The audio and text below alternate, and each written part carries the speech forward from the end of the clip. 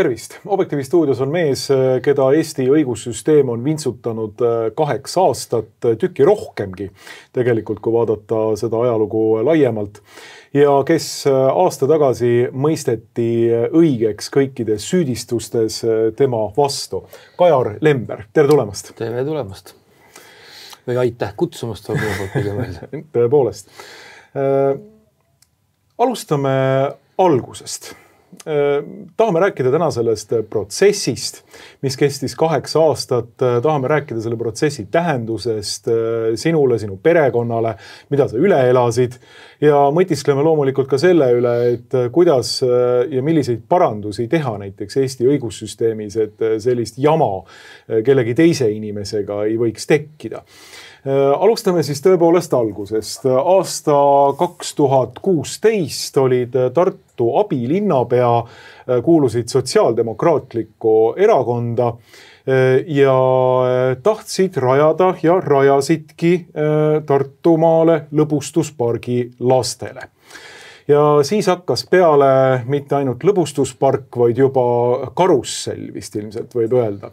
Räägime sellest algusest, mis juhtus? No, eks tegelikult on, et lõbustuspark on see, kui sa raamatut käes hoiad, eks ole, et see on see park, mis on olemas ja mis on juba ammu olemas ja alustab nüüd 16. hooaega juba sellel suvel, aga see, mis Tartus võib-olla selle, ma isegi ei oska öelda, kas see seda käivitas, aga ütleme, see tegi mõne härrasmehe agarusest ogarusa kindlasti oli see, et oli üks uus plaan.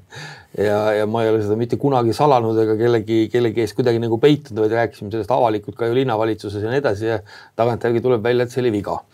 Aga jah, tõesti, see minu jaoks algas see lugu 2016 aasta 24. mail, millest siis kohe saab 9 aastat, eks ole.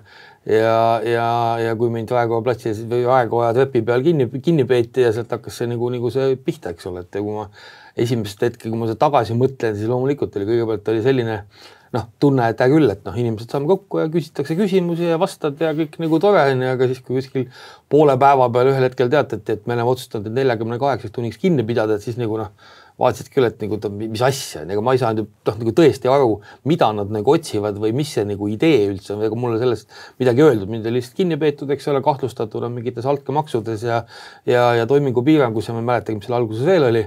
Aga siis oli nagu mingi väike ütleme šokk ikkagi tegelikult, et mis asja, et mida me siis nüüd teeme ja nagu tagantjärgi aru saan, et ma ütleme kabineti läbi otsite või ka kodu läbi otsite, siis nagu mõtlesin, et mida nad nagu otsivad ja selles mõttes, mis see idee on nagu, eks ole.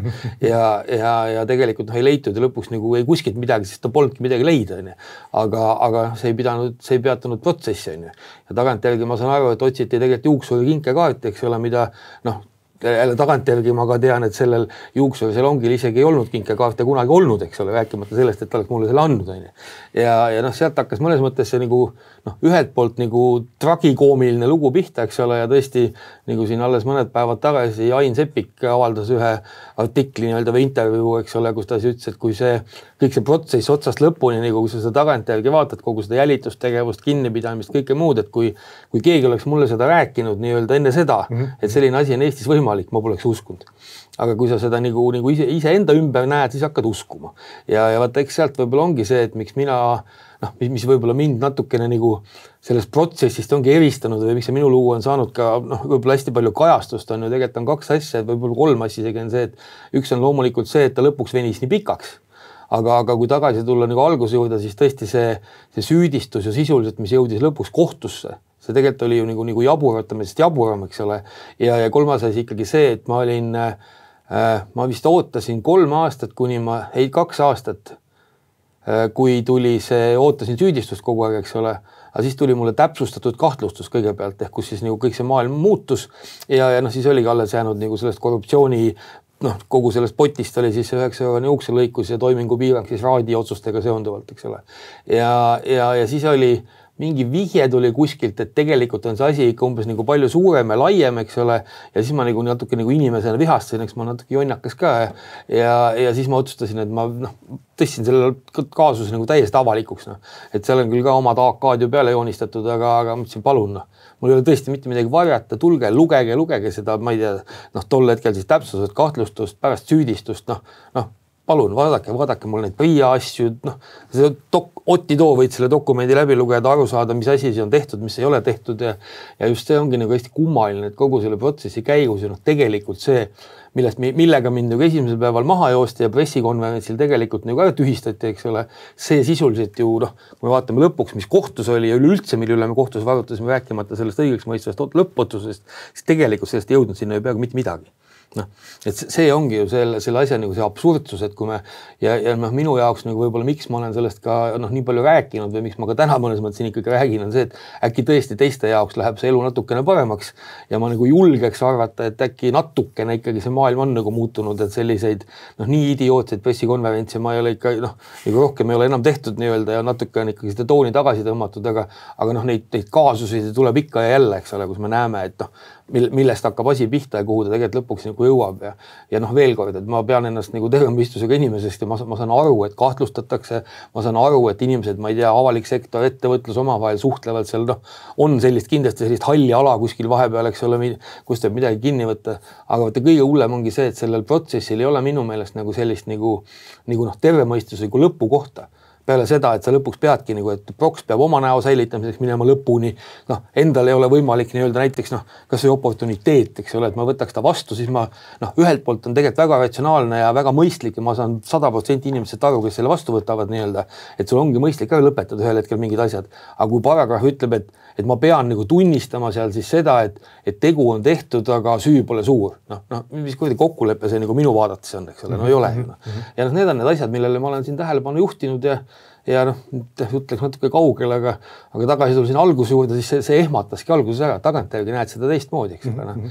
Et siis põhimõtteliselt sa siin kirjeldad ka, muuseas sinu kaasusest on ilmunud 2 raamatut, et üks on Paavo Kanguri raamat Lõbustuspark, mis mul on siin sinu sissejuhatuse allkirjaga ja siis on Jälitatav, mille sa oled ise kirjutanud ja mille sa siis peale õiget mõistvat kohtuotsust kärutasid mitmed raamatud ka prokuratuurile lugemiseks, et see oli selline väike muhe vahepala seal juures, aga kui siin nüüd seal Tartu Raekoja trepil 2016 nagu maha joosti ja tuldi, et mingeid süüdistusi toona ei esitatud või tähendab, sa kirjeldad seda siin nagu sellist nagu põhimõtteliselt nii nagu oleks Joosef K, ilma et ta midagi kurja oleks teinud, ühel hommikul vahi alla võetud, nii nagu see kuulus Kafka protsessi esimene lause käib. Endal oli tõesti siuke tunne, ega võib-olla nagu nii-öelda nendel mahajooksjatel oli teine tunne, eks ole, sest tol hetkel ju tegelikult joosti inimesi maha aga mälu hakkab tuhmuma, aga see vist oli 6 seltskonda nii-öelda, et kui sa siis mõtled, mind võeti vist 5 või 6, eks ole, kes siis olid mul nii-öelda kodus kui töö juures ja igal pool mujal ja mul tõesti enne mul nagu kokkupuude sellise asjaga puudus ja vaatasid seda ikka väga-väga siukse kummastava pilguga, aga see tegelikult juhtus ju päris paljude nagu mul nende sõpradega või ka kaaskahtlustatavatega, kes seal olid ja see oli ikka paras haarang sellel hommikul, eks ole, nagu ja mitmes kohas Eestis, et kes oli Tallinnas, kes oli kuskil Rakveres, eks ole, ja nii edasi, et selles mõttes oli ta ikka päris korralik operatsioon. Aga selge on see, et ise said nagu selle, kui ta öelda, see esimese märkuse peale sellest altkäemaksu, sest ma nagu tõesti ei saanud aru sellest, mis asja nad nagu mõtlevad sellega või mis see point on. Aga kui õhtul, ma arvan, et see oli vist sama päev õhtul, kui nagu sinna nii-öelda arestimajja pandi, et siis vist tõi see uurija selle nagu esimese drafti sellest süüdistusest. Ja seda lugesid tõesti nii, et mis mul jälle nagu tagantjärgi ühelt poolt, ma tahaks alati öelda, et teeb nalja, aga tegelikult oli see ikka nagu ma ütleks nagu haige. On see, et sellest minul oli 70 lehekülge umbes oli see süüdistuse maht, eks ole, sellest korruptsioonist, millest kõva häälega ainult tegelikult ju räägiti kogu aeg ja mis kogu aeg õhku lendas, eks ole, siis see oli umbes 1,5 lehekülge kogu sellest pakist, eks ole. Ülejäänud olid korrati seal mingid toetustaotluste mingisuguseid teemasid ja lõppkokkuvõttes, mida ma olen ka tagantjärgi. Mis see toonane süüdistus siis oli, see peamine süüdistus, mis sulle esitati, et sa oled ettevõtluse arendamise sihtasutuselt EAS ja siis PRIA-lt saanud umbes 2 miljonit eurot toetusi ja ei ole nõuetekohaselt kasutanud. Kas see oli oli see peamine süüdistus? Algne, kui see süüdistuse mahtu loed, siis oli see tegelikult valdavalt nagu seotud PRIA toetustega ja sinna oli toodud tõesti sisse see, et vähemalt uudis oli selline, et minuga on seotud circa 2 miljonit nii-öelda toetusi, eks ole.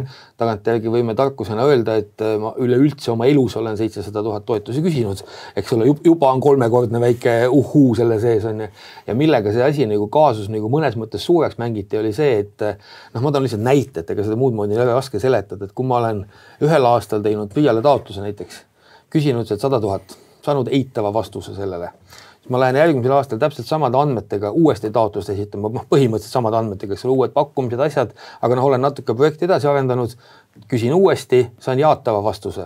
Siis tänase selle süüdistuse järgi, mis mulle esitati, olin ma siis, või kahtlustuse õigemini, kahtlustuse järgi olin ma siis 200 000 riigile kurja teinud. Ehk nagu isegi selle nagu taotluse mõttes ka, et öeldi, et see on siis nagu soodustuskelmuse katse. Et kui need kõik summad kokku paned, kõik paki kokku paned, tulebki 20 000 lehekülge lõpuks nagu materjali ja 70 lehte süüdistust ja kõike muud. Aga mis minu juurest, alati on see dilemma, et kas siis see minu protsess oli pigem nagu selline majanduskuritegude poole protsess või pigem nagu korruptsioonikuritegude poole protsess. Siis ma alati tuletan nagu inimestele meelde seda, et tol päeval, kui mina istusin veel reaalselt arestimajas, saatis lugupeetud prokuratuur välja teatud listile ajakirjanikele, ega maailm on väike ja ma sain ka pärast selle endale, eks ole. Ja saatis välja nii-öelda pressiteate või sellise alge, et jah, me kinnitame, et on kinni peetud selline tegelane. Ma ei mäleta, kas seal oli juba viide, ikka oli viide ka, et homme toimub pressikonverents, eks ole, täpsustatakse infot ja seal toodi välja, milles meid siis süüdistatakse. Seal ei olnud ühtegi sõna ei PRIA-st ega soodustuskelmustest ega mitte millegist muust, puhas korruptsioon, altkäemaks, toimingu piirang, kõik see lugu, eks ole. See on ju selge näide sellest, et tegelikult oli see foon, loomulikult visati välja ja kui sul ikkagi, ma ei tea, süüdistatakse sind avalikult kas mingi soodustuskelmuses või altkäemaksu võtmises, me saame ju igaüks aru, et mis pidi need töötavad, eks ole, puht kommunikatsioonis, eks ole. Ja see oli nagu ikkagi nagu valus on ja sellele järgnes siis pressikonverents, kui nad tegelikult ju teadsid, et ma saan õhtul kell 5 sealt välja. Siis tegelikult kell 3 tehti pressikonverents, ehk tegelikult, kui mina sealt putkast juba välja sain, siis tegelikult mul ei olnud nagu öelda enam midagi, mitte kellelegi. See oleks olnud täitsa mõttetu kiun, eks ole. Sa ütled, et su advokaat ütles ka, et ole suu kinni, ole vait. Mõttetu. Ma tagantega mõtlen, et tõesti see oli tegelikult selles mõttes tark otsus, et mida ma nagu ütlen, siin ühiskond on siin tegelikult hukka mõistnud, mis on ka selles mõttes loogiline, ma ei heida ju seda kellelegi ette, et kui ikka lugupeetud prokurör läheb telepurgi sisse ja teatab, et see ja see on varastanud, eks ole, siis loomulikult inimene usub. Ma tahaks ka uskuda seda, eks ole. Eks jah, minu konkreetse näite puhul see protsess on näidanud midagi muud, eks ole, aga see oli see hetk. Aga see ongi nüüd ju üks peamisi probleeme kogu selle asja juures, eks ju, et tegelikult ühiskond käsitleb selliseid prokuratuuri meediashowsid põhimõtteliselt juba kui põhimõtteliselt vaatad peaaegu süüdimõistvat otsust, et tegelikult ei ole üleüldse uuriminegi alanud veel rääkimata kohtuotsustest, eks ju, aga selline sopaga ülevalamine on juba ju tohutu meediakahju ja tühistamine, tegelikult isiku tühistamine. Nii on ja ega tagantjärgi jälle võid seda vaadata niipidi, et ega ma ka ju ikka jälgid, mis su kohta meedias kirjutatakse ja mis seal siis nagu toimus, et kui ma saan aru, kui keegi nagu ütleme siis tavainimene kuskil kommenteerib või emotsioneerib kuskilt otsast, et see ja see tegi toda ja teist ja kolmandat on, aga ma toon jälle 2 reaalset näidet, eks ole, minu kohta on üks lugupeetud Tartu Ülikooli õigusprofessor on kusagil teatanud siis kontekstis, et umbes, et ega prokuratuur ikka mitte kunagi mitte kedagi ilma asjata nii-öelda nagu ei kiusa, eks ole, ja see peaks nagu nii olema, et kui me juba nii-öelda piltikudes ülikoolis anname tudengitele juba selle, et meil mingisugust süütuse presumptsiooni ei eksisteeri, et tegelikult juba kui kahtlustatakse, siis juba peab mingi süü olema, eks ole, siis tekitab see minus veits kummastavaid tundeid. Ma olen siin kunagi mõelnud ka, et võiks nagu hageda selliseid nagu selliseid ehedaid rumalusi tegelikult enda suhtes, aga et mingil hetkel lööd nagu käega, et see on tegelikult täiesti mõttetu. Ja kui siis lugupeetud üks meil siin ikka väga lugupeetud julgeolekuekspert, kes on siin tuttunud ka kõikides struktuurides ja kaasa arvatud ka koolis, eks ole, pidas vajalikuks ükskord ühe lookese kirjutada, kui Eesti Omavalitsuste Liit omistas mulle teadupärast ja kas mingi nädal peale seda või midagi sellist ühe hõbemärgi, eks ole, omal ajal ma küll teadsin, ma sellele järgi ei lähe ja ma ei ole kuidagi siia endale järgi läinud, et võib-olla siis see aasta avaneb võimalus. Aga kontekstis umbes nii, et pani nagu Omavalitsuste Liidule noh, nagu vastu nina, et umbes, et kuidas saab olla nii kahepalgeline, et näed, üks asutus meil siin nagu süüdistab, eks ole, ja inimene justkui ongi süüdi, aga noh, teine asutus annab siis nagu autasu, eks ole. Noh, halloo, kes sa oled, kohtumõistja või? Noh, et see nagu sükst asjad tekitavad minus nagu sükest trotsi ja see oli ka võib-olla üks põhjus kuskilt otsast jälle, miks ma selle jälitatava raamatu kirjutasin, sest tõesti, noh, minu protsessi võib-olla kajastuses on see jälitustegevuse sisuline osa. Ma ütlen, ma ei ole suutnud seda nagu kuidagi, ta on lihtsalt nii keeruline, et seda on hästi raske nagu avalikkus hästi lihtsalt välja tuua. Aga jälle ma saan tagantjärgi targutada, et mul kahjuks või õnneks on olnud õigus, sellepärast, et tegelikult minu puhul oli selgelt ebaseaduslik jälitamine. See on täna ka kohtus tuvastatud, et see oli ebaseaduslik. 5 kohtuloast teadupärast meil annab jälituslube välja nii prokuratuur kui kohus, eks ole, ja noh, proksilubadeks, et nad ise annavad, ise teevad ja ise vaatavad, eks ole, aga 5 kohtuloast tühistati 3 minu puhul. Ehk tegelikult oli nii, et mul hakkas... Tead sa, kui kaua sind oli enne juba jälitatud ja milliste meetmetega? Telefoni pealt kuulatud, saba taga igal pool, kus sa käisid? Noh, minu suhtes oli see loogika ju umbes selline, et kui see kriminaalasi tegelikult hakati nii-öelda tegelema sellega kuskil 2013 aasta lõpus ja ametlik kriminaalasi algatati siis 30 või 31 märts 2014, siis läks veel aasta aega jälituseni ja reaalne esimene jälitusluba võeti minu meelest septembris 2015, kui hakkas nagu tipatapa jälitamine, eks ole. Ja see tipatapa jälitamine käib 2-kuuliste lubadega meil, maksimaalselt ja siis saad seda pikendada.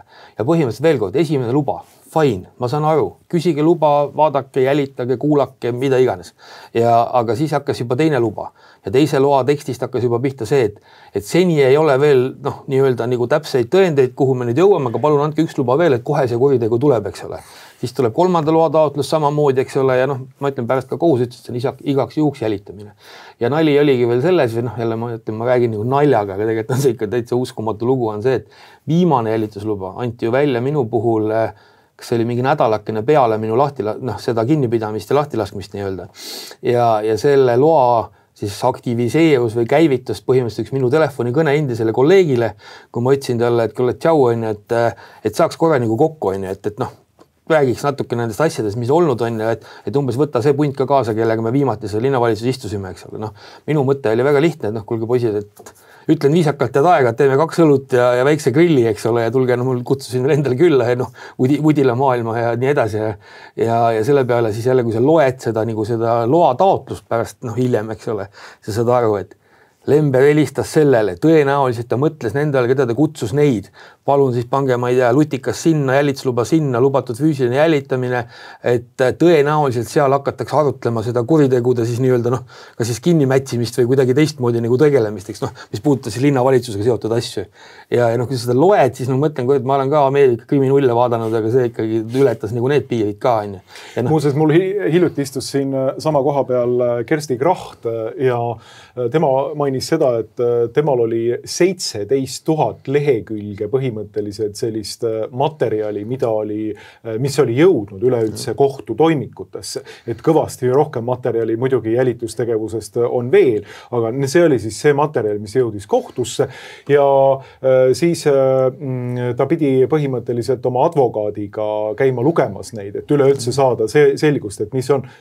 Tead sa, kui palju sinu kohta nagu materjali koguti? Ütleme nii, et paneme ikka üle.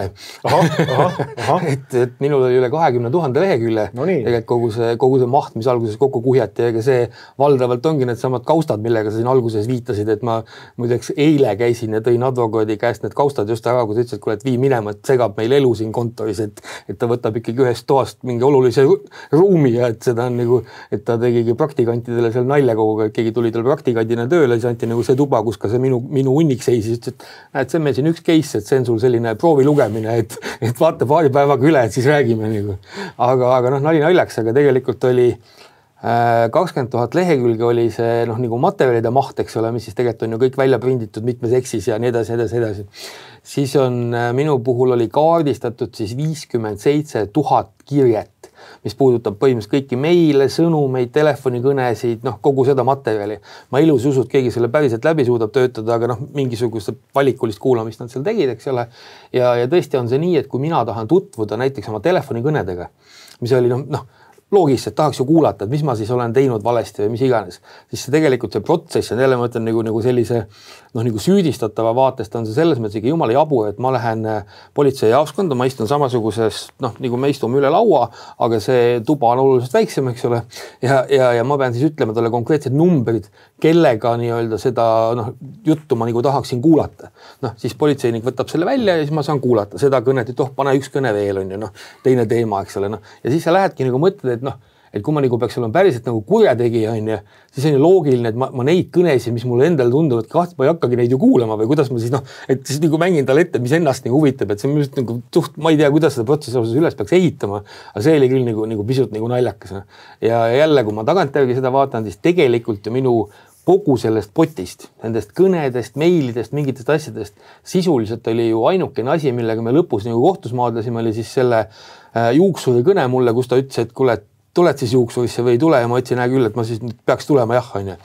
Ja ütles, et teeme sulle jõulupai või mismoodi see sõnastus oli, et ma ütlesin, kui minu ja selle juuksuri omavahelisi vestlusi oleks niimoodi nagu kõik ette võetud, mida me elus vestlenud oleme, sellest saaks uue huumori raamatu teha, eks ole, et me mõlemad oleme suhteliselt sellise lahtise suuga ja iroonilise huumoriga inimesed, eks ole, ja sealt võib välja lugeda mida iganes. Aga kui sa võtad selle niimoodi kontekstist välja ikkagi tüki kaupa, siis tegelikult tõesti, kui sa see on seesama, et süüdi mõista mitte või süüdi mõista mitte puua, eks ole, et kus see koma, kus see tonaalsus on ja miks me ka palusime kindlasti ka kohtusaalis näiteks seda sama kõnet ette mängida, sest ta tõesti on nii, et kui sa loed paberilt, see on justkui nii, et ütleb, et umbes, kas sa tuled, ma ütlen jah selle peale, eks ole, on ju. Kui sa loed seda, siis on punkt, jah, Lember nõustus millegiga, on ju. Aga kui sa seda telefonis kuulad, sa saad aru, et selle ümber käib nagu nali või selles mõttes siuke nagu huumor. Me kõik oleme telefonist teinud tõenäoliselt mingid lollusi ja ma ei tea mida, eks ole. Aga siis mõtled, et ega kurat saab nagu niimoodi mõelda, kas või minu puhul jälle see mahu teema on. Elementaarne, või ma ei tea, naljatleda sõpradega, et me hakkame, ma ei tea, Eesti riiki pöörama või midagi muud, eks ju. Selle peaks saaks juba kõva kaasuse teha. Selle peaks võiks jah nagu võtta siit lahti ja ütelda, et näed, paneme paberile ja näed, hakkavadki Eesti riiki pöörama. Et kui nüüd nagu väga lühidalt ütelda, tähendab, kõik see korruptsiooni kaasus kukkus põhimõtteliselt edasistes süüdistustes ja kahtlustustes ja siis süüdistustes kokku ja lõpuks jäi siis sõelale see nii-öelda juba anekdoodiks saanud juuksuri külastus. Ja. Nii oligi, jah. Et põhimõtteliselt sellele algselt oli korduv altkäemaks, mis on selles mõttes muidugi ka väga oluline nagu märkus, eks ole, et korduv altkäemaks on teadupärast hoopis teine paragrahv, mis ühekordne altkäemaks, kui nüüd niimoodi kuritegelikkuses mõttes vaadata. Aga siis lõpuks see järgi üks episood ehk altkäemaks ehk tegelikult see juuksur ja teine oli siis toimingu piirang ehk just kui ma oleks selle raadi konkursi käigus mõjutanud mingit protsessi, eks ole. Ja need käisid siis kohtust läbi, aga see esialgne kahtlustus sisaldas siis veel seda nii-öelda Tartu linna ühte avalikku käimlat, mis muideks siiamaani haridusministeeriumi ees töötab minu teada väga hästi ja soovitan kõigil külastada, hoidis linna raha kokku, ma julgen arvata selline erinevatel hinnangutel 30-40 000 päis kindlasti ja minu süü oli lihtsalt selles, et ma laua taga vihastasin ja tõepoolest ma ütlesin sellised sõnad, et kuradi sitamaja ei saa nii palju maksta, eks ole, palun vabandust väljenduse eest, aga et ma annan teile ühe numbri, et palun suhelge, et see tehakse odavamalt ära nii-öelda on ju. Ja tegelikult lõpuks nii läkski, aga kuna tegemist jälle ongi mingite tuttavliske teemadega, siis võetigi minu see sõber ehitaja sinna sisse veel stiilis, et mina kahtlustus oli kuidagi niimoodi veel, et mina olen aidanud oma ehitajast sõbral Tartu linna hangetel osaleda siis, eks ole, see oli nagu süüdistus talle ja sealt pidi tulema korduv altkäemaks selle näol, et ta umbes ehitas mul kodus mingid töid. Pisike probleem oli selle süüdistusega. See inimene ei ole mitte kunagi, mitte ühelgi Tartu linna hankel osalenud, rääkimata sellest, et midagi võitnud oleks. Ongi kõik ja sinna see ju kukkuski. Teine episood oli see, et me olime kunagi ostnud Vudile mängumaa, see tähendab, et oli ostnud Ahhaa keskusest ühe kino. Selles mõttes mingi 4D kinokapsel, Ahhaal seisis see juba pikka aega Tallinna laos kuskil, ma ei tea, aastaid selles mõttes. Ja pigem oli küsimus selles, et kas sellest üldse midagi makstakse või tuleks ta lihtsalt nii-öelda ära viia, sest tehnoloogia vananeb nii kiiresti. Lõpuks me leppisime Ahhaaga mingisugused rahad kokku, mitte mingit pistmist linnaga, mitte mingit pistmist muude asjadega, eks ole. Ja siis oli umbes, Ahhaa müüs Lemberile selle kino nagu liiga odavalt, eks ole. Siis hakati uurima, mis mõttes, mismoodi. Minu andmetel tuli välja see, et see, mille ostudokumendid olid olemas nii-öelda politseil, mis on muidugi huvitav, kus ta need sai. Aga need olid tal olemas, eks ole. Ja tegelikult oli tegemist mitte selle kinoga, mille mina ostsin, mis oli Ahaas ise tehtud kunagi ja Tallinna laos, vaid selle kinoga, mis kunagi oli Lõunakeskuses, mille oma hind oli tõesti seal mingi 200 000, eks ole. Ja siis arvasti, et nüüd on ilge soodustus tehtud. Ja päevanali on selle asjaga muidugi see, et läks mõni aasta veel mööda. Siis H-pealik kirjutas mulle kunagi, et kuulge, et me tahaks seda Lõunakeskuse kino maha müüa, et sa ei taha osta või? Ma küsisin, et ma osta ei taha, aga ma sportlikust huvist tahaks teada, mis sellest küsid. Sest ma ei tea, 5000 eurot ja vii minema. Lihtsalt maailm nii muutub, kui sa jääd kinni mingitesse vanadesse asjadesse, tehnoloogia vananeb, ma ei tea, kuudega isegi, mitte aastatega selles vallas. Ja see lihtsalt näitab jälle seda, et täiesti jabura nurga alt mingit asja närima. Seal on isegi üle kuulatud toonane ülikooli rektori nõunik, kelle käest küsiti, et me arutasime tookord Delta maja asukohta, eks ole. See, mis on see ülikooli majandushoone, eks ole, IT-hoone täna. Ja selle osad tahtsid seda hoonet viia Maarjamõisa väljale. Linn oli selgel seisukohal, et see peaks olema kesklinnas, eks, kus on ikkagi IT-inimesed ja kogu see IT-sektor, eks ole. Ja kui me tahame koostööd ettevõtjad teha, siis ta peaks olema seal. Aga kuna see Delta maja asub ütleme siis 100 meetrit sellest Roositana valgusest, mille lõpus on siis Hermia, kus vahepeal olid need angaarid, kuhu ma seda lõbustusparki plaanisin, siis uurimisversioon oli ju selline, et peab selgitama välja, mis võiks olla Lember isiklik huvi, et see Delta maja rajatakse just sinna, kuhu ta rajatakse. See on sellise kaliibri mõte, et siis oli peaga kinni ja mõtle, kuidas on võimalik, et keegi üldse üks asja välja mõtleb. See on nii ajuvaba, et lihtsalt ma ütlen, mis mõistus tõrgub seda uskumast, aga näed, see asi on seal ja mõtlen, kui keegi tahab, siis see kahtlustus on omaette põnev lugemine. Ja siis oligi nii, et siis ma sain täpsustatud kahtlustuse kunagi aastaid hiljem ja seal oli tõesti järgi 2 episoodi. Üks oli see toimingupiirang, mis oli nagu hästi vaieldav veel, eks ole, igas mõttes ja kolmas või teine asi siis see juuksur. Mis see toimingupiirang oli? See on see sama raadi, et ühesõnaga seal oli tehtud niimoodi, et ühesõnaga linn planeeris teha nende raadi vanade angaaride kinnistutega, panna nad avalikule rendi enampakkumise, hoonestusõiguse enampakkumisele. Seal oli kokku vist 2 kinnistut tookord ja mõlemad läksid ühtemoodi, ühtedel tingimustel, ühes loogikas läksid konkursile. Aga kuna mina olin enne seda, ma isegi linnavalitsuses tutvustamas, et mul on üks idee teha lõbustuspark. See idee algselt oli hoopis raadil tegelikult seal Ermi teisel pool Tartu vallapiirides. Aga siis oli see, et kuna see angaaride asi tundus ka siuke, et tegelikult on ju vanad angaarid, võib-olla saaks need ka korda teha kuidagi. Loomulikult atraktiivne asukoht selle vastu keegi vaidle Ermi ja linna vahelise tee peal, eks ole, ja et võiks seda katsetada. Aga mul polnud mingit kokkulepet, ei veel pangaga asjadega, me uurisime mingid teemasi selle. Ja siis oli see, et kas seda konkursi tingimusi mina olen siis kuidagi mõjutanud, et oli ette teada, et ma oleks selle konkursi võitnud. See oli nende see, ütleme, kuriteomeema. Aga kuna see ei ole kuritegu otseselt, kuna ma tõesti ühelgi koosolekul ei käinud, ma käin isegi kohal selle rääkimata, mis me taandame, pole kohalgi käinud. Aga seal kinnistul tehti korrastustöid. Ehk tegelikult selleks, et ERM saaks viisakalt avada, see oli just enne eri avamist, et see tee äär oleks korras, seal oli täielik läbu selles mõttes, et nii võsa mõttes kui hoonete mõttes kui kõige muu mõttes, siis et see korda teha oli 2 hanget.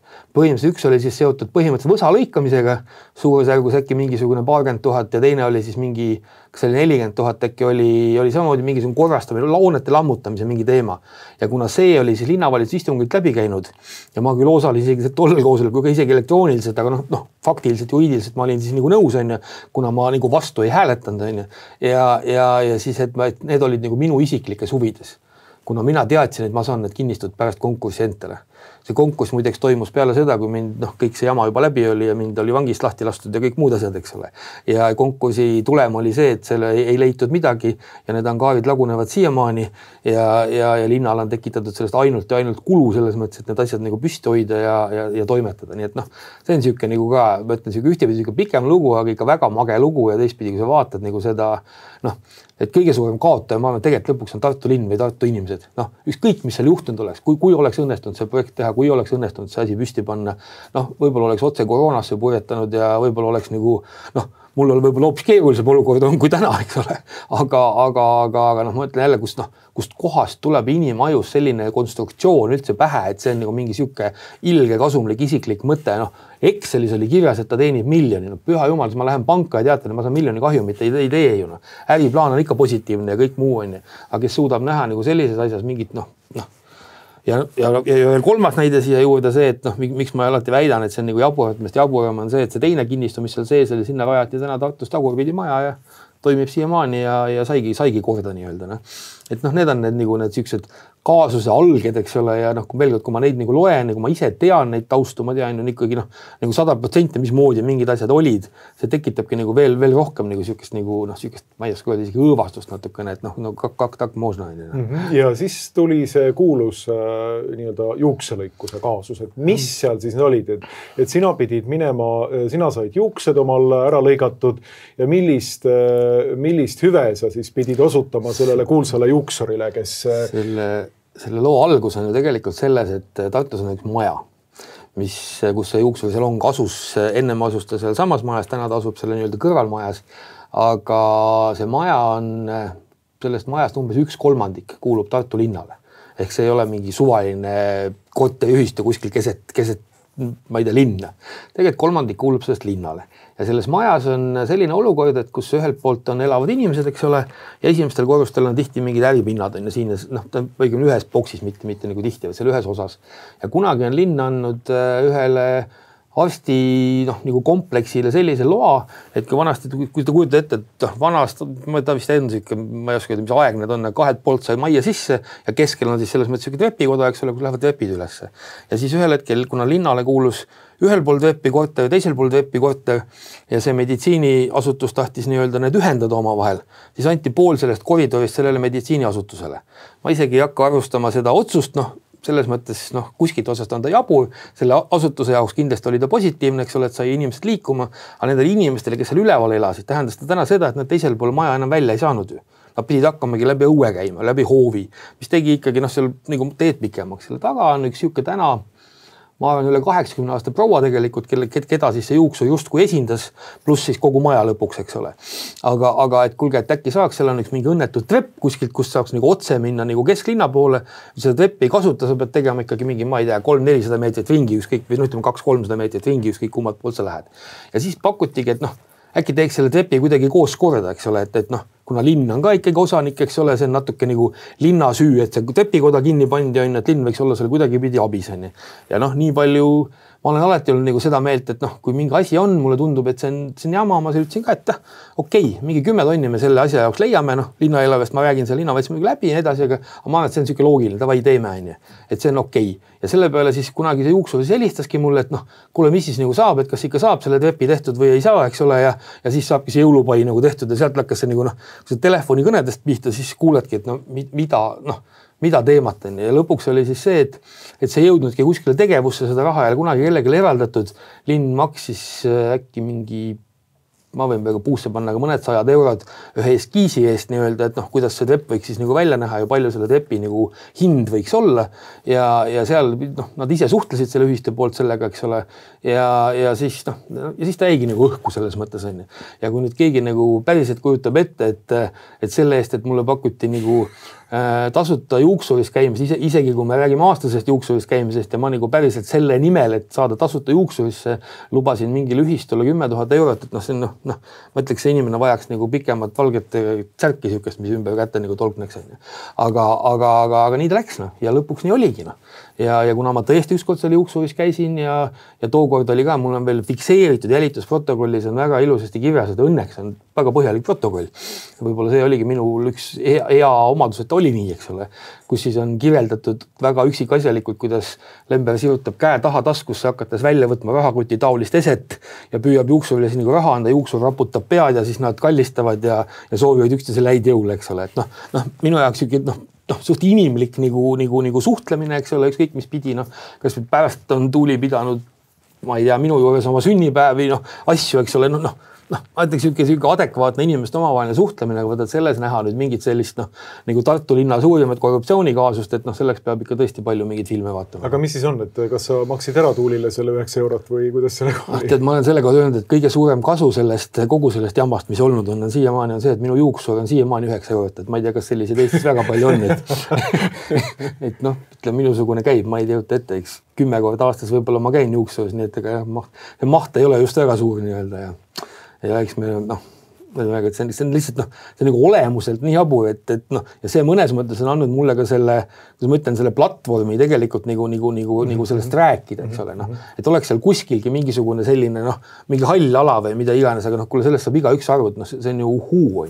Ma ei tea, meil on rahapesu, meil on muud kriminaalkuriteod, meil on tohutult palju erinevaid asju ja siis panna 8 aasta jooksul põhimõtteliselt niimoodi ressursse magama maksumaksjate raha sinu kaasuse peale on täiesti hullumeelne kaasus, et me tuleme selle nagu järelkäsitluse juurde veel.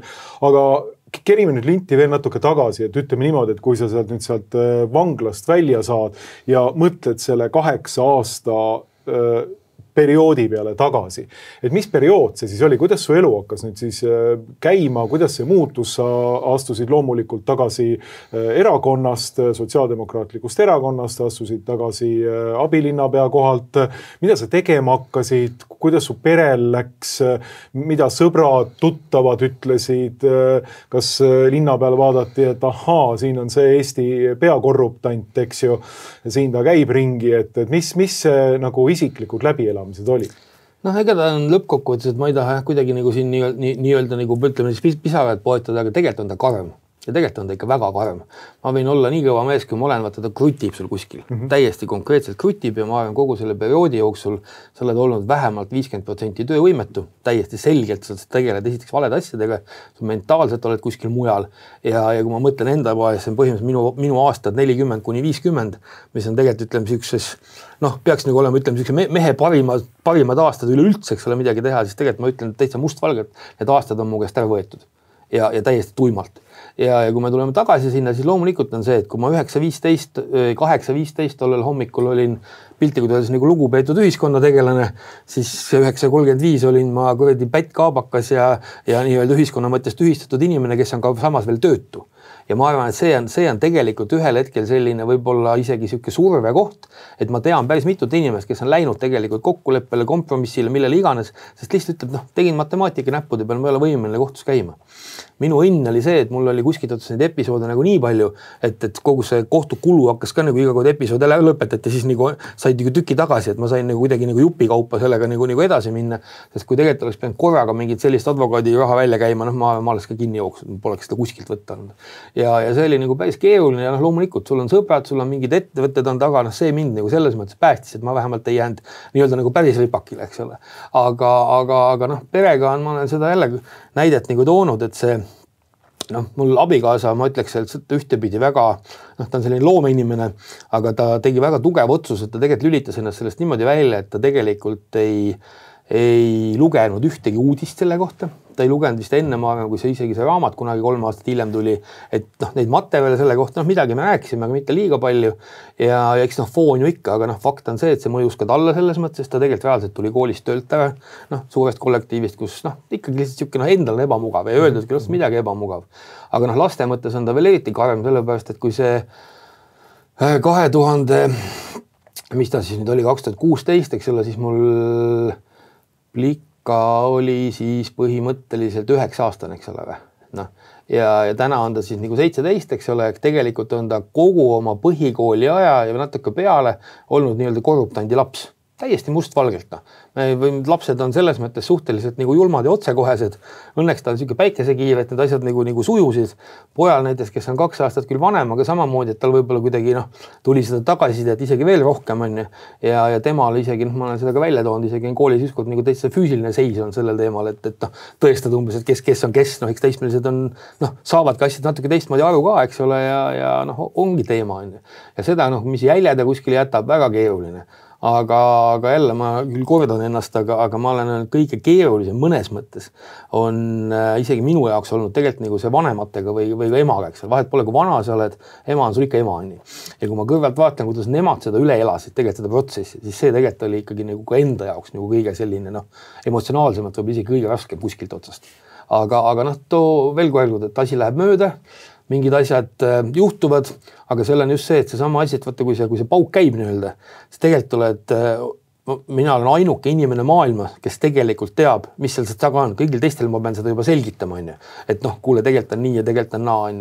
Ja ma olen toonud see küll jälle korraks lõppu, eks ole, aga see minu vaidlus täna Eesti riigiga, siis eks ole, ma olen toonud sinna ühe materjali, mul üks hea meediaanalüütik täitsa ise enesealgatusel kokku pani, siis see oli, see loogika oli umbes niimoodi, et kui see mahajooksmise hetk oli, siis tuli kokku kogu meediumis nii-öelda, aga see oli 36 miljonit klikki selle mingisuguse nädalakese jooksul, mis seal see periood siis oli, kui need teated tulid, pressikad, kõik muud asjad, eks ole. Ja kuna ma ütlen, ma nagu väga tunnustan Eesti ajakirjandust selles mõttes, et seda minu kaasust nad on küll nagu kajastanud nagu suhteliselt positiivselt, eks ole, ja ka see lõpp, eks ole, kui see õigeks sai, siis tegelikult peeti nagu ikkagi nagu vajalikuks seda korraks lahti kirjutada mitmes lehes ja tegelikult oli päris palju sellest juttu, aga kogu see positiivne ots kõige lõpus tõi umbes 6 miljonit klikki. Ehk tegelikult ma võin öelda, et 6-kordne vahe on see, kuidas müüb negatiivne uudis ja kuidas müüb positiivne uudis. Et see ongi võib-olla mõnes mõttes see arusaam sellest, et sa võid pärast teha, mida sa tahad. Sa tegelikult ei jõua isegi auditooriumini selles mõttes selle sõnumiga. Ja rääkimata sellest, et alati jääb, et see on see vene sõnaakene, aga lõpuks keegi enam ei mäleta, et kas sina varastasid kasuka või sinult varastati kasukas, aga mäletad, mingi jama suga oli, eks ole. Ja see on nagu paratamatult nii.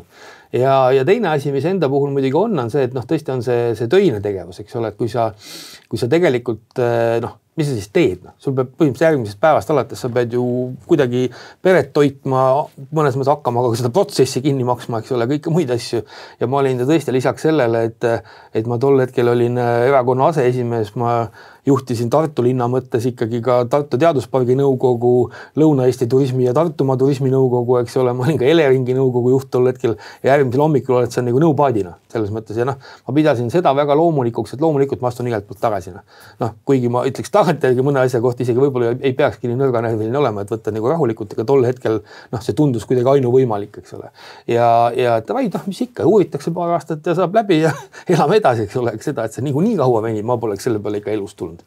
Ja nüüd siis nii oligi ja eks ma vaikselt toimetasin oma ettevõtmistega ja hakkasin kasvatama mingeid asju ja eks ma olengi täna võib-olla pühendunud ka rohkem natukene sükse kodusemate asjade peale nii-öelda nii Saaremaa mõttes kui ja eks kuidagi pead igapäevaselt toimetama, nii et aga ega veel kord keeruline on. Sa läksid Saaremaale tagasi mingil hetkel, et Tartust või kuidas sul on? Pere on mul selles mõttes ikkagi Tartus, aga ma olen siuke kahepaikne kogu aeg olnud, aga kuna ma olen reaalselt sündinud ja kasvanud ja mu vanemad elavad siia niisuguses kohas nagu on Asva küla, siis selle Asva küla nii-öelda tuntuks teeb see, et selle Asva küla taga asub üks pronksiaegne muinaslinnus ja see asub umbes 100 meetrit minu vanaema majast, et siis tõenäoliselt mul on see kiiks kuskil kuklas olnud kogu aeg, aga siis kui ma ütlen, et kui 2016 aastal Eesti riik mulle palju vaba aega andis, et siis ma otsustasin heade sõprade toel hakata ellu viima oma lapsepõlve unistust ehk tegelikult sellist nagu muinasküla või viikingiküla ehitada ja tänaseks ongi Asva viikingiküla ja jälle sükest musta huumorit tehes, et siis ma olen ikka öelnud, et ega kui mandžuntsantsakad ikka saarlasele kallale tulevad, siis ta kõigepealt ostab omale vibu ja kirve ja siis hakkab linnust ehitama, et ega ma ennast elusalt kätte ei anna. Et ja nii on, ja täna tulge külla vaatama, nii et on. Mis see kõik rahaliselt tähendas 8 aastat protsessi? Sa mainisid juba seda, et kuskilt hakkas midagi tagasi tulema, tähendab, et mida see tähendab, kui sa nüüd lööd nagu kokku kogu selle asja niimoodi, mis sul läinud on ja mida tegelikult kohus on tagasi mõistnud, olles sind prokuratuuri poolt täiesti alusetult süüdistatud ja kõikides kohtuastmetes õigeks mõistetud. Mis see bilanss nüüd ikkagi on? Kui palju sa kaotanud oled? Ütleme nii, et Eesti kohtusüsteemis võitjana bilanss on miinuses. Ja minu puhul on need numbrid umbes on mingi 130 000 on kogu see kulu, mis sellega seonduvalt kokku tuli. Võib-olla siin mingid nii-öelda jääknähud tulevad veel peale, mida ma nagu tagasi ei saa, eks ole, isegi võib-olla 140 000 ja tagasi olen ma saanud kõik kokku kuskil 90 000. Ehk tegelikult sa ikkagi maksad mingisugune, ütleme päris 10 000 aastas ei tule, aga peaaegu sellise summa maksad iga aasta peale sellele protsessile. Ja kõigil oli mingi see, et tavaliselt sa selle raha saad ju tagasi lõpus alles, eks ole. Kõige lõpus. Mul õnn oli see, et ma sain midagi jupikaupa, eks ole. Aga tegelikult on see ikka päris keeruline ja kui täna võtta ikkagi, ma ei tea, selline, ütleme, avalikule sektorile pühendunud inimene, kes järgmisel hommikul on töötu, palgatu, kõike muud, eks ole, kui sa mõtled seda protsessi, siis ta lihtsalt, tal ei olegi varianti sellega tegelikult võidelda, oleme ausad, see on tegelikult nagu nii keeruline, ma arvan, et see kohtus pidamine on täna ikkagi sellist keskmise palga inimesele põlegi austada väga võimalik. Ei, see on kindel. See on väga keeruline. See on kindel. Kas sulle pakuti mingit oportuniteeti ka, et võta kõik omaks ja saad natuke vähem või? Minu puhul oli siis nii, et meil oli alguses ju püsti 18 episoodi seda soodustuskelmust, eks ole, millest 10 kukkus vist kohe ära, siis kukkus veel 9 ära, või tähendab, et 19 oli ja siis kukkus ära 10 ja 8 ja 1 jäi järgi. 1 süüdistusse või kohtusse jõudis ju kogu minu sellest PRIA pakist 1 toetustaotlus summas 13 000 eurot. Et see on jälle see, et kui me nüüd võrdleme seda 2 miljonit, millest sa ennem alustasid ja 13 000, et väike vahe on, eks ole. Et tõenäoliselt, kui oleks meediale öeldud nagu mais 2016, et Lember on 13 000 ära varastanud, mitte 2 miljonit, see oleks kõlanud pisut teisiti, eks ole, pisut 6 jutumärgiga. Ja see 13 000 toetustaotlus siis oli niimoodi, et see läks siis kohtus nagu arutusele, aga kuna seal need PRIA-ga seonduvaid tegelasi oli veel mingisugune 10 inimest meil peaaegu kõik kokku vist või isikuid vähem, aga ka juurisikud, eks ole. Ja sealt pakuti nagu tervikuna oportuniteeti ja ma ei oska tagantjärgi isegi öelda, kas see oli õige või vale minu puhul, eks ole, aga öeldi, et ilma minuta seda ei tehta, nad tahavad kogu selle PRIA ploki laualt ära saada. Seal oli adekvaatne põhjus tegelikult see, et meil kohtunik vahetus ja kohtunik ei rasedaks ja väga inimlik, eks ole. Aga süsteem on ju see, et see hakkab kõik nullist pihta. Ja meil oli olnud selle asjaga 43 istungit. Iga istung tähendab, ütleme inimesele circa 1000 eurot. Ja kui meil on seal kokku, nagu ütlen, 8 ettevõtjat lauada, kes peaks hakkama istuma veel 40 istungit nüüd uuesti, või sulle pakuti seal kellele 5, kellele 10 000 oportuniteeti, mindi laiali, minu puhul oli see summa vist 2500, kui ma õieti mäletan, ja selle keisi me lõpetasime ära. Ja kohe alustas PRIA järelevalve menetlust selle kohta nagu väljaspool kriminaalasja.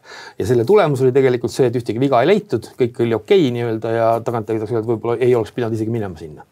Nii et see oli see PRIA kaasuse lugu, millega see kohtuasjas nagu lõppes.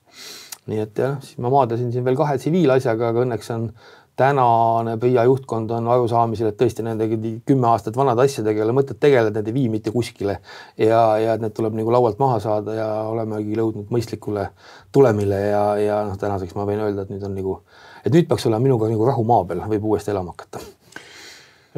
Vaadates tagasi nüüd seda 8 aastat, et oskad sa nüüd mingit sellist loogilist seletust anda, et mille paganama pärast see protsess nii kaua kestis? Kindlasti seal oli, ma ütlen veel kord, selliseid objektiivseid põhjuseid. Tõesti see, kui laias laastus oli ju tegelikult kokku tegemist 10 aastaga. Selles mõttes 5 aastat oli siis see, mil tekkis kogu see kohtuprotsess, eks ole.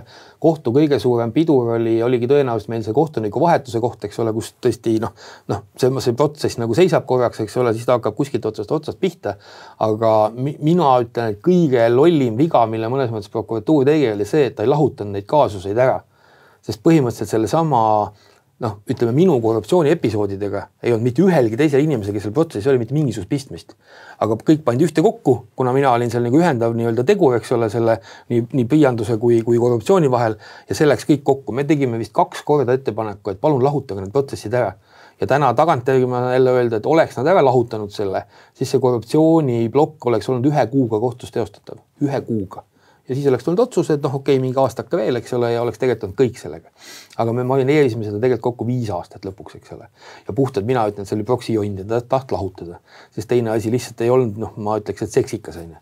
Ja teine pool, mis on see, et ma veel kord sellest kohtusest, ma isegi saan aru, et seal on omad adekvaatsed asjad, miks see kuidagi venib. Ma pean tõesti, mina ei ole venitanud mitte 1 minutit ka selle protsessiga, et oleks kuidagi, ma ei tea, haige on puudunud advokaat, mingeid asju palunud 0. Naturaalne 0, pigem üritasid kaasa aidata nende mõtete, kuidas seda teha. Aga teine pool, mis ma arvan on ajuvaba, jälle natukene Eesti süsteemi vaatest ka, on see kohtueelne menetlus. Et kui täna Proks väidab, et see kõik on õige, kõik on tore, siis sorry, ma arvan, et 5 aastat menetleda enne seda, kui see asi päriselt kohtusse jõuab, see ei ole reaalne. Ja inimese vaatest veel eriti reaalne, aga ka süsteemi mõttes. Kunagi see on tõesti vanal ajal oli, sest Vene ajal oli see 2-aastane periood, et 2 aastaga ei saa süüdistust kokku, siis laualt maha ja tšauna. Ja ma arvan, et see on selles mõttes õige, sest muidu ongi see, et 1 jälitusluba, teine jälitusluba, siis me mõtleme jälle, mis me teeme. Ja ennem küsisid selle jälituse kohta, et nendest lubadest ma rääkisin, eks ole, et see tipa-tapa periood oli 9 kuud, aga minu see pealtkuulamine oli circa 2 aastat. Tegelikult kus siis vaadati kõned, asjad, kõik, mis letti joosti ja see tulem oli ikka suht 0, eks ole. nii et see on nagu jah, päris siuke, ma ütleks, et noh, et võiks nagu mõelda, miks me selliste asjadega tegeleme ja noh, ütlengi, ega ma ka ju lõpuks küll mul on püütud ka seda ikka, kus on poliitika siin sees ja kus on mingi muu asi ja noh, võib-olla ma ei ole ka nagu ütleme, nagu kõige sellisem klassikalisem poliitik, vaata, kuna tegeledki mitme muu asjaga ja võib-olla teinud ka mingeid muid asju oma elus ja mingis mõttes kogu aeg oma arvamus mingitel asjadel olnud, et ikkagi kui otsite mingid teemad, siis ma ei oska päriselt, see ei ole nagu mingi teema, ma ei oska nagu neid niite väga tuua, me võime midagi aimata. Tegelikult tahtsin just küsida seda küsimust, et kellele sa siis nagu aastal 2016 ette jäid, sest tavaliselt Eestis, kui sellised asjad juhtuvad, siis jäädakse kellegile ette, jäädakse ette süsteemile, jäädakse ette sellele, mida siin hiljutine Menu kriminaalromaan nimetab sündikaadiks, et alustatakse kriminaalmenetlused, kui vaja, siis konkreetsete inimeste vastu, et nende elu ruineerida. Mis see sinu põhjus oli? Ma hakkan sealt pihta, et ma arvan, Eestis ongi näiteks sama toimingupiirangu rikkumine, millest on ka siin saates palju räägitud, eks ole, on tegelikult ikkagi minu mõistes täiesti absurdi paragrahv. Ja kui täna keegi räägib, et umbes me peamegi tegema kohtumenetlusi ja siis umbes saame kohtupraktikat ja nii edasi, et siis tõesti on see, et minu mõistes on see absurd ja sellega saab tõesti lajatada ükskõik mis nurgad, ükskõik kus kohta. Meil on neid näiteid siin, ma ei tea, Valvo Semilaski Tartust, kes lõpuks jäigi süüdi, kuigi ma tean 100%, et seal on 0 kuritahtlikkust, aga lihtsalt formaalselt tekkis lõpuks see teema, eks ole. Tal ju sisuliselt lõpuks öeldigi umbes niimoodi, et keegi ei saanud kasu, keegi ei saanud kahju, aga teoreetiliselt tekkis korruptsiooni oht, eks ole, et selle eest mõistame inimese süüdi tegelikult. Ja siin on veel koomilisem näide Niina Neglassoniga Jõhvi vallast kunagi, et kes huvi tahab tunda, siis vaadake seda kaasust ja mõtle, hoia 2 käega peast kinni, eks ole, et mismoodi saab nagu asju teha. Ja kas ma suudan kellelegi näpuga näidata ühe inimese peale, ma ei oska öelda. Aga ma võin siukse väikse muigaga selle kohta öelda, et võib-olla siis toonane Tartu linnavalitsus oli liiga aktiivne võib-olla mõnedes asjades, mis olid võib-olla pikalt enne meid seisnud ja võib-olla siis kuidagi jäi kellelegi nagu tunne, et äkki ei peaks sellega tegelema, sest ega selle üle vihje väga palju vaja. Teistpidi ma olen nagu selles mõttes pigem seda ütleme siis nagu selles mõttes sündikaadi usku, et ma selle raamatu kohta ütleks seda, et kui sellest raamatust on nagu 50% tõde, siis tegelikult on see katastroof, mis meil Eesti riigis toimub, oleme ausad. Ja vaata, see on tegelikult nagu karm. Ja see autor väidab, eks ole, et see tõeprotsent on seal palju suurem, aga tõenäoliselt see kuskil 2 vahel tegelikkuses ongi, ja tegelikult see on tegelikult päris karm. Ja see ei ole isegi võib-olla jälle selline ilgelt teadlik ja kuidagi selline ma ei usu, et mingid vennad istuvad kuskil keldris ja mõtlevad neid plaane ilmselt välja, vaid see lihtsalt tekib paratamatult sellise sõpruskonnad, ametkonnad, nad lihtsalt lävivad omavahel ja kõik see asi tekib ja siis mingi, ma ütlen täna, probleem võib-olla Eesti suures pildis ongi see, et poliitikud ei juhi riiki, vaid ametnikud juhivad riiki ja see tuleneb ka sellest, et lihtsalt endal ongi teadmised paremad. Kas prokuratuur teeb tellimustöid? Ma ei julge seda väita selles mõttes, ma pigem arvan, et see ei ole kindlasti nii üks ühele, et keegi läheb ja tellib midagi, eks ole, aga seal vahest piisab võib-olla sellest, kui mõni ütleb, et vaadake seda tüüpi natuke näine, kuule, liiga uue autoga sõidab näiteks, et kus tuhast on ja hakkake nagu uurima tegema. Me saame seda tellimuseks nimetada vitte, aga selliste vihjete peale kindlasti mingid asjad ju toimivad. Selles on samamoodi, kui ma võtan jälle seda sama enda kaasuse asja, siis ma jälle väga vabandan inimeste ees, aga ma ei taha kuidagi üldistada. Kindlasti töötab prokuratuuris väga häid inimesi, töötab politseis väga häid inimesi, on ametkonnas meil väga häid inimesi, aga kuskilt otsast on täna see, et kui näiteks konkreetselt see inimene, kes oli minu asja uurija, kui ma nagu loen ja mõtlen tema kogu seda mõttekäiku, siis siuke inimene ei tohiks politseis töötada. Selleks õnneks sai aru ka toonane Tartu prefekt ja tegelikult see vend lasti lahti 2018 politseist. Ja siis ma olen toonudki selle nalja, et kui ma mõtleme jälle selle minu kaasuse peale, siis mis sa arvad, kuhu see mees tööle läks? Priiasse. Temast sai Priia järeleosakonna juhataja. Tänaseks on ta ka sealt lahti lastud, õnneks. Ja maailm lähebki võib-olla nii-öelda tervemõistuslikumaks ja kõik muu on, aga see näitab lihtsalt seda, kui palju tegelikult piisab võib-olla sellist ühe inimese, ma ei tea, sellisest solvumisest või vahest saab sellest agarusest ogarusena. Ja ma olen tõesti Tartu poolt seda toonud välja, et kui tol ajal olid Tallinnas ikkagi Proks tegi ju suuri asju, siin Savisaarega tegeleti ja kõike muude asjadega, siis mulle väga natuke ei tunne, et Tartus vist hakkas igav juba inimestele, siis võeti nagu see Tartu linnavalitsus nagu luubi alla, et seal on ju kõiki see Artjom Suvorovi Koinaki kaasus, eks ole, ja nii edasi, et noh, loomulikult seal võib midagi taga olla, seal võib mingid vihjeid olla, seal võib mingi mõte olla. Kuule, helista inimesele, kutsu välja mind, ütle, kuule vana, näed, sa oled siin, noh, et see on selline piiripealne värk, et ära palun tee, on ju. Aga me hakkame nagu noh, nii-öelda viskame ussikesi veel ette, et noh, äkki komistab, noh, äkki tuleb mingi asi, eks ole, noh. See on nagu see, millest ma nagu päriselt tervemõistusega aru ei saa, et milleks me seda nagu teeme. No. Aga mis selles prokuratuuris siis nüüd nagu viga on, et mis neile sisse on nüüd siis läinud, et noh, sa võid kommenteerida loomulikult enda kaasusest lähtuvalt, et mis seal on mingisugused üliagarad neiukesed, kes ei oska elust rõõmu tunda või mis seal toimub seal prokuratuuris või on tõepoolest mingisugune selline nagu tellimustöö või on tõepoolest mingisugune selline, ma ei tea, orjameelne lähenemine, et inimesi, oma kaasmaalasi kuidagi kiusata või mis mentaliteet seal nüüd valitseb, kui natukene sellist psühhoanalüüsi prokuratuuri osas harrastada? Noh, et minu puhul oli tegemist valdavalt noormeestega, aga noh, ma ütleks, et see kontekst on võib-olla natukene selles, et puhtalt minu isiklik arvamus, aga küll ma vaatan, et kas see on selles mõttes noortel inimestel, kes nii-öelda prokuratuuri tulevad, kindlasti on seal neid, kes võib-olla võtavadki seda kui enda aadet ja sellist nagu asja.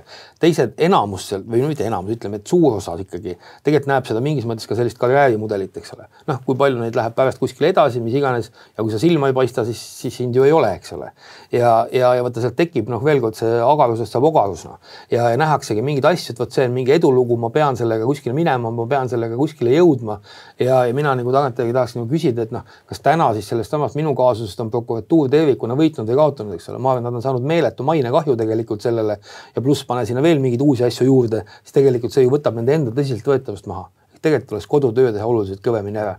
Aga see inimeste selline mentaliteedi küsimus, jälle ma toon, see on üks veits musta huumori näide, aga ma kunagi küsisin advokaadi käest, et kuidas see võimalik on. Te käite kõik ühes koolis, õpite koos juurat ühel kursusel, noh, kellegist saab pärast prokurör, kellegist advokaat, kellegist lõpuks kohtunik, eks ole, kuigi need protsessid võivad kõik ju käia ka läbi segi, eks ole, et kes kuhu on ju. Ja siis selle peale ta vastas mulle sellise kerge muigega, et tead ka, et see, kes prokuröriks saab, see on ikka esimese kursuse lõpuks selgena. Noh, et noh, saame aru nagu sellest allmõttest, eks ole, on ju. Ja see on nagu natuke isegi nagu kurb, noh. Loomulikult on see, et noh, ma ei ütle, et prokurörid on nagu väga kõrgelt makstud ja kõik muu, et pigem ongi see küsimus, et võib-olla ei tahagi sinna kõik need kõige teravamad pliiatsid nii-öelda minna ja sealt tekib mingisuguseid selliseid, noh, minu jaoks nagu arusaamata, ma ütles kõige rohkem mind nagu võib-olla, ma ei taha veel kord, ma ei taha kellelegi midagi ette heita, teevad oma tööd enamus väga südamest, aga võib-olla selline kuidagi see noh, siuke mentaliteet on nagu kuri minu jaoks. Ma olen nagu üdini nagu positiivne inimene omast arust nagu või noh, täna võib-olla enam ei ole, aga ütleme, et 10 aastat tagasi olin. Ja selles mõttes siuke hästi avameelne mingitest asjast rääkida, teha, aga kui ma nagu saan esimesele vestlusele, siis mugu suhtutakse nagu mingise täieliku kaltsuna ja juba kuradi astutaksegi sulle selles otseses mõttes nagu, et noh, madalam kui muru on ja mida sina siin plõksid, kui tead, käsirauda ei pandud tänava peale, eks ole, nii edasi, et noh, ja sind surutakse nagu nii maha, et see tekitab, noh, veel kord, võib-olla mõnel tekitab ta mingi sellise allaandmise tunde, minu jälle vastupidi, ma käivitun sellise asja peale, et noh, kuule halloona, et kes, kus, mis on, et noh, veel kord, kohut mõistab lõpuks ka kohus, eks ole, ühelt poolt loomulikult ka kohus on, noh, alati oma otsustes ju noh, nii-öelda suhteliselt vaba, me vaatame täna ikkagi seda, kus esimene aste ja teine aste nii-öelda moodi, noh, radikaalselt tagurpidine asju keeratakse, siis natuke nagu minu tavamõistuse jaoks tundub see nagu kummaline, et noh, õigussüsteem on ju üks, eks ole, kuidas saab nagu täiesti erinevaid asju teha, aga noh, nii on, et no esimene asi, millele prokuratuurile tuleks nagu pähe lüüa, ausalt öeldes, on ilmselt süütuse presumptsioon ja veel kord süütuse presumptsioon. Ja teiseks loomulikult vastutus ja veel kord vastutus, sest tegelikult mida me kogu selles protsessis ju näeme seda, et prokuratuur ei vastuta. Et Eestis on terve rida ametnikke ja eelkõige sellist võimupositsiooni nautivad ju tegelikult prokurörid, kes võivad algatada süüdistusi, kahtlustusi, ilma et keegi tegelikult vastutaks selle üle, mida nad on näiteks teinud sinu eluga, sinu 8 aastaga. Et kui ma siit loen nüüd sellest artiklist, mis tuli välja, eks ju, peale seda, kui sind lõplikuks õigeks mõisteti, eks ju, siis Lõuna ringkonnaprokuratuuri juhtivprokurör Kairi Kaldoja, eks ju, kommenteerib seda asja siin lõpuks ja prokuratuur andis ka välja oma kommunikee. Ja see on selline, ütleme niimoodi, et alguses ikkagi üritatakse nagu prokuratuuri positsiooni õigustada, aga lõpuks siis tuleb välja see, et mul on väga kahju, ütleb Kaldoja, et õigussüsteem tervikuna jäi ühe kriminaalmenetluse mõistliku läbiviimisega hätta ja inimene pidi süsteemi ebatõhusa töö tõttu riigi lõplikku seisukohta nii kaua ootama. Nii ei peaks õigusriik toimima, mitte kellegagi, olgu talle etteheidetavalt teod kui olulised või kui suure avaliku huviga, ei tohiks õigusriigis selliselt käituda. Nii politseil, prokuratuuril kui ka kohtul tuleb vaadata peeglisse, nii teha endast oleneb, et midagi sellist õigussüsteemis enam ei korduks. No nii, hea, et vähemalt seda on tunnistatud, aga tegelikult peaksid siin ju lendama pagunid. Siin peaksid lendama konkreetsed töökohad, siin peaks toimima mingisugune järelvaatlus prokuratuuri suhtes. Te võite siin nüüd poetada paar sõna, eks ju, aga tegelikult kes teil seal töötavad, mis seal toimub, siin peaks toimuma nüüd mingisugune järelvaatlus. Sellega ma olen absoluutselt nõus, et tegelikult see tänane, see vastutamatus ja mõnes mõttes see tekitabki selles mõttes sellist natuke pohhuismi, oleme ausad. Ja täna on ju see, et ega ka isegi kui näiteks minu suhtes mõistetakse mingisuguseid kohtukulusi välja või neid protsessiga seotud kulusid, siis need on ju minu teada tulevad need täna mingist riigi reservist, mitte ka prokuratuuri enda eelarvest, nii et neil on jumal ükskõik, kui palju see protsess maksab lõpuks, eks ole. Et see on nagu hästi kummaline. Ja teine asi, mis on muidugi jälle hea näide sellest, et Kairi Kaldo ei olnud otseselt minu prokurör, ta oli minu otsene prokurör oli tema elukaaslane. Et see jälle näitab seda konnatiigindust, eks ole, Eesti riigis, eks ole, ja sellest täna, kes on saanud temast Tartu maakohtu juht, eks ole, sellest nii abikaasast ehk minu asja algatanud prokurörist ja ka proua Kaldoja on täna tööl ministeeriumis asekantslerina, eks ole, nii et kõik inimesed on kuskile nagu läinud ja see on küsimus, et kes siis vastutab kuskilt otsast. Seda vastutust tegelikult ei ole. Selle peale on palju vaieldud, umbes prokurör ei tohigi nagu kahelda alati, et tal on siseveendumus, siis ta võib minna kuhu iganes, siis mina ikkagi tahan öelda seda, et see ei peaks kindlasti käima ühe inimese siseveendumuse pealt, vaid see peaks olema natukene laiem. Ma saan aru, et prokurör on iseseisev kõike muud, aga seal on, see on näha, et ta kõigis kohtades on läinud ju nagu üle võlli, eks ole. Ja seal on just ka see, et näiteks ka jälituslubadega, et ma olen seda isegi ettepanekuna teinud, et kui täna läheb näiteks prokurör, läheb täna eeluurimiskohtunike juurde, palun anna mulle jälitusluba. Ja kui ta seal jälitusluba taotlusesse tegelikult kirjutab, et näed, mul on siin Kaja Lember, mul on mingid kõned, kus juuksur lubab talle kinkekaardi anda ja me tahaks talle jälitusluba saada, et tegemist on ikkagi altkäemaksuga ja kõige muuga. See on ju täiesti loogiline, et see eeluurimiskohtunik annab selle jälitusloa. Et tal ei ole tegelikult seda pädevust või ütleme selles mõttes sükest süvenemise ajaakentki, et ta tõesti töötab läbi, et kas see on põhjendatud või mitte. Võib-olla mõnel kohtunikul on, ma ei tea. Aga ma vaatan enda asju, kus sul, ma ei tea, 19.30 läheb prokuröri taotlus ja 21.30 tuleb kohtunikult juba nagu luba, eks ole, mis on siis 3-4 lehekülge tihedat juriidilist teksti, eks ole, et pole väga loogiline. Ja siis tuleb see luba välja ja siis hakatakse alles nagu pärast vaatama, et seal võiks olla vähemalt teist luba, peaks juba hindama, ma arvan, 1 või 2, vähemalt 2 silmapaari. Et vaadatakse, kas see ikka on adekvaatne või põhjendatud või mitte. Ja see on minu meelest üks siuke, ka nagu natuke see vastutuse küsimus ja tõesti, ma ei oska nagu öelda seda, et kas et kuidas see proksi vastutus võiks nagu selles mõttes olla, aga see, kuidagi ma ütlen, selles mõttes sellise ebaõnnestumised peaks ka olema nagu need kohad, kus tegelikult tehakse väga tõsiseid järeldusi. Ja ebaõnnestumine tõesti ei ole minu hinnangul ka see, et tõesti, et me ütleme, et on ju loomulik, et kuidas see proks ütleb, et kõik asjad ei saagi ju kohtus lõppeda meie võiduga, et see tähendabki, et kohus peabki olema see vahekohtunik selleks ole.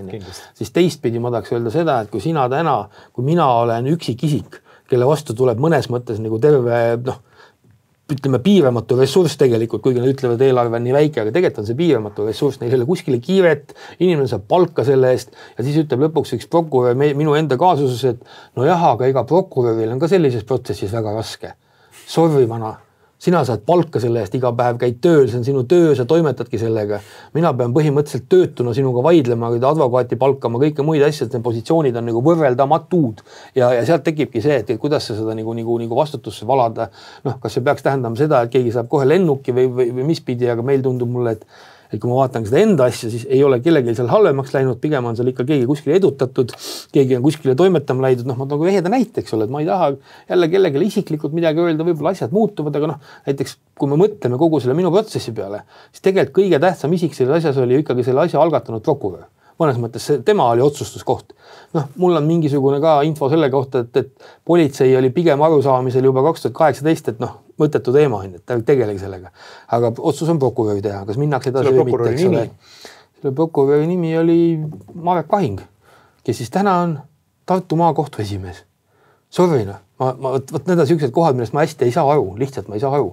Ja kui teiselt poolt siis tema oli elukohasene Kai Kaldoja, juhtides Tartu prokuratuuri, teatab, et umbes, et minu ees peaks vabandama, kui ma oleks õigussüsteem. No kas oledki õigussüsteem? Vabanda siis, eks ole.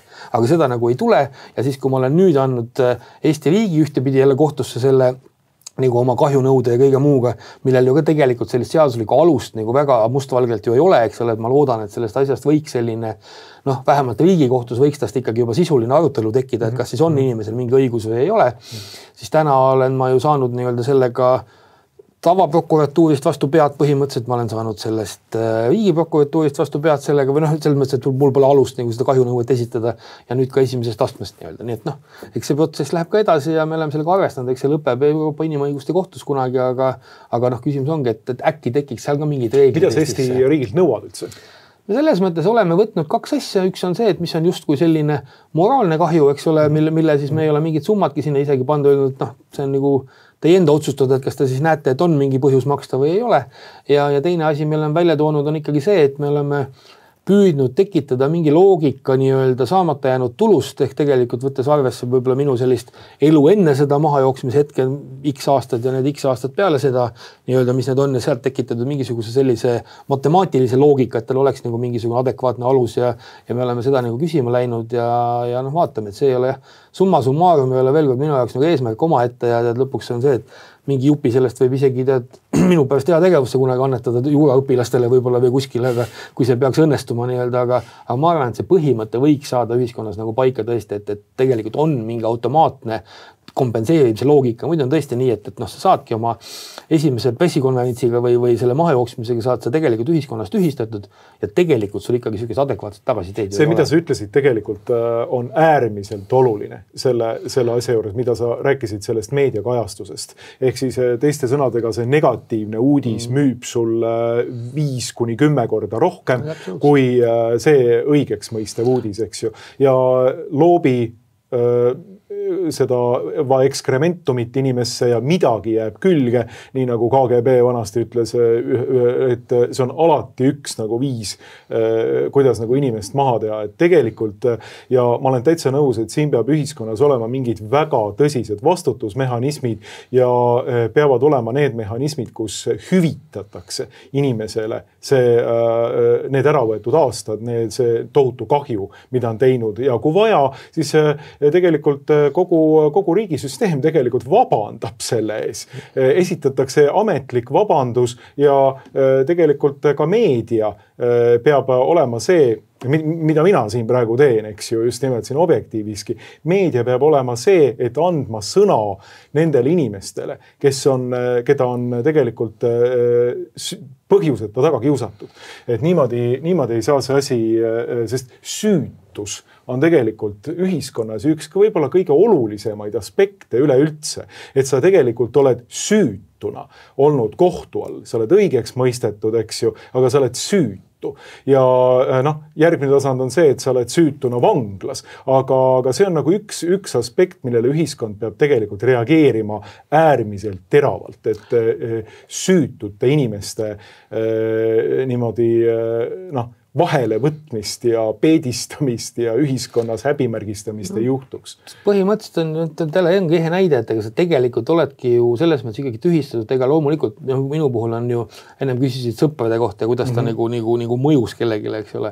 Selge on see, et ma ütleks selline, et kogu minu vana tutvusringkond, ma ütleks mõnes mõttes enne seda nii-öelda võib-olla sellist nagu ütleme sellisest Riigikogu ajast mingit poliitika seltskonda või kõike muud, eks ole. Kogu see eelnev seltskond ei ole mul vist ühegi erandita kuskil pidi kadunud ega midagi nagu kuidagi kõrval on.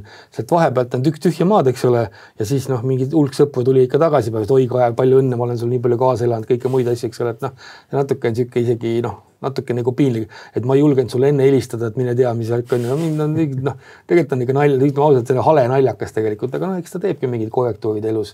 Aga tõesti see nii-öelda nagu päris sõpruskond, et eks see on ikkagi nagu hoidnudki kätt mingis mõttes ka, näiteks meil kõigil on natuke selliseid keerulisemaid aegu siin olnud, aga mööname, et minu suur õnn on see, et ma võib-olla olen tõesti selline nagu suuteline sellest kuidagi musta huumori sellest kõigest nagu läbi närima ja ise võtnud seda siis nii, et nii on ja toimetada, aga see süütuse koht on lihtsalt see, et ega see inimene, kes tegelikult ei usu, näiteks ütleme, küsimus on, kas nagu nii-öelda, kuidas on, et väiksed võllas ja suured tõllas, eks ole, et kuhu kastekoorisse sa siis nagu paned, on ju. Ma nagu ise pean ennast selles mõttes kindlasti väikeseks, eks ole, ja ka mõni arvab, et oi, näed ikka, nii tuntud poliitik oli ja kõik muud asjad, et küll ta ikka kuidagi ära nihverdas või pääses või sai hea advokaadi või kõik muud, et mul ei oligi hea advokaat ka, aga küsimus ei ole selles. Aga see teistpidi näitab jälle seda, et see kahtlus jääb ju õhku. Seal samamoodi Priia teemal toodud mul oi, näed, et mingid asjad aegusid seal ära, eks ole, tänu sellele Lember pääses, eks ole, ja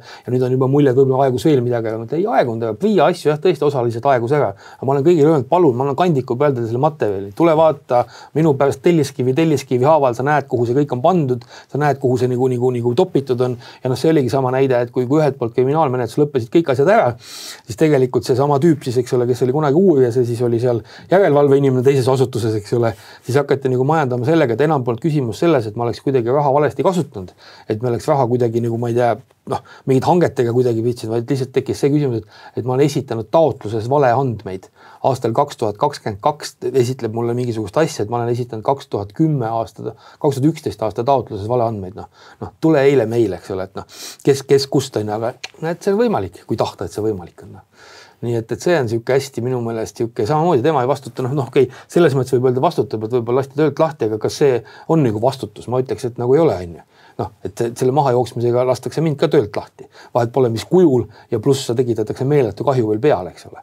Kui sa lihtsalt lähed töölt ära sorvina, saad veel lõpuks koondamistasu ka või mida iganes, eks ole, ja elad edasi oma elu. Nii et ega need on, ma loodan, et inimesed peale mõnes mõttes selle avalikustamise suur mõte peab olema selles, et mul on hea meel, et pärast on tegelikult päris paljud julgenud tulla avalikuks sellega, sest ega neid case on enne ka olnud, aga keegi ei ole lihtsalt võib-olla ka nii avalikult sellest rääkinud. Täna on tulnud neid ikkagi päris palju järgi ja mõnes mõttes me näeme ka seda, et sellel ikkagi väike mõju on, eks ole, et kas see tõesti, ma olen siin seda ka Hillar Tederi temaatikat, keegi just ka seiti ajal, keegi kommenteeris kuskil, et mida ta siis tegi. Seal on mingid asju seal oli veel, aga ta läks linnavalitsus, kes oli ta käest küsinud mingisuguse üüratu summa mingi X asja eest, eks ole, ja siis sa lähed nagu ettevõtjana sinna, ütled, kuule vennad, et see ei ole päris okei summa, et teeks selle summa, ma ei tea, 3 korda väiksemaks, on ju.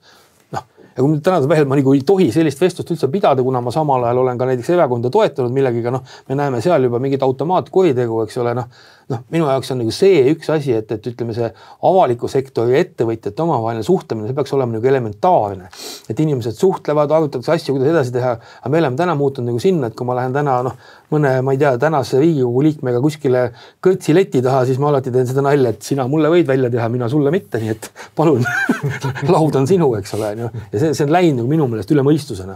Me arutame ministeeriumides, et kui keegi läheb kuskile maakonda koosolekule, et kui sulle pakutakse võileiba, et siis selle sa võid vastu võtta, aga kui pärast ikka juba suhkruga kohvi ja torti pakutakse, siis nagu see on juba natuke palju, et ära seda enam võta vastu, eks ole, et see on läinud üle terve mõistuse täiesti selgelt minu. Absoluutselt.